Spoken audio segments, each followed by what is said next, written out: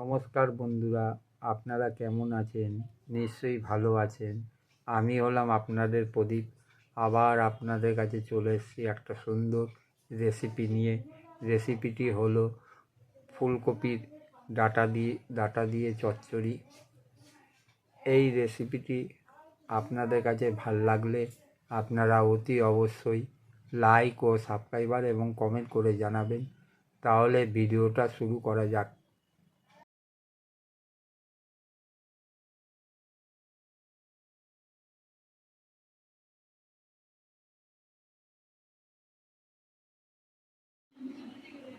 ডাঁটা,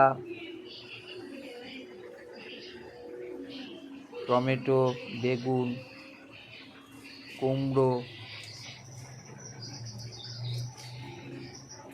মূলো এই সকল আগে কেটে নিলাম। তারপর কড়াইতে তেল দিলাম, তেল দিয়ে অল্প পরিমাণে জিরে দিলাম। তারপরে দুই একটা শুকনো লঙ্কা দিয়ে দিলাম ভেঙে। তারপর তার মধ্যে আলু দিয়ে দিলাম।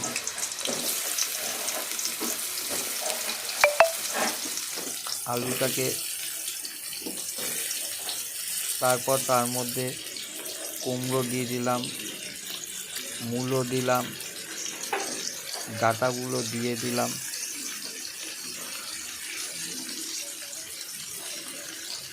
এরপরে সেইগুলোকে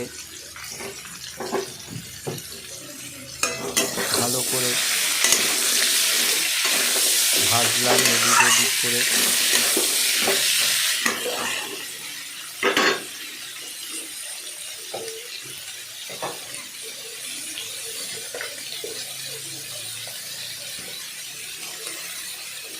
তারপর তার মধ্যে নুন দিলাম।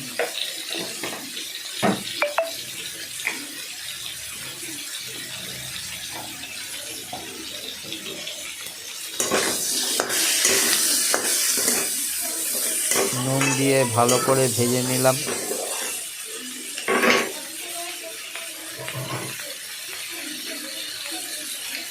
তারপর সেটাকে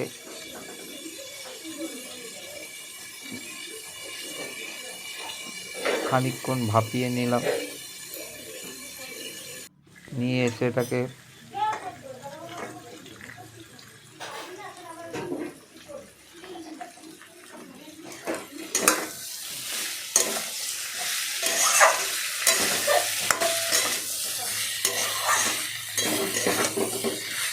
ভালোভাবে নাড়াচাড়া করলাম।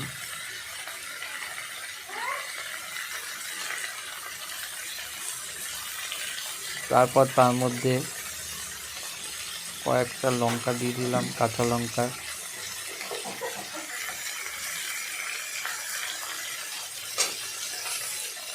অল্প পরিমাণে জিরের গুঁড়ো দিলাম, অল্প পরিমাণে ধনের গুঁড়ো দিয়ে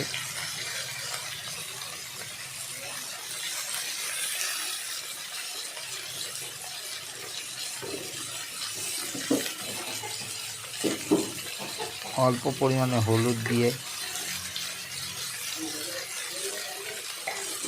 অল্প পরিমাণে চিনি দিলাম। দিয়ে সেটাকে ভালো করে নাড়াচাড়া করলাম।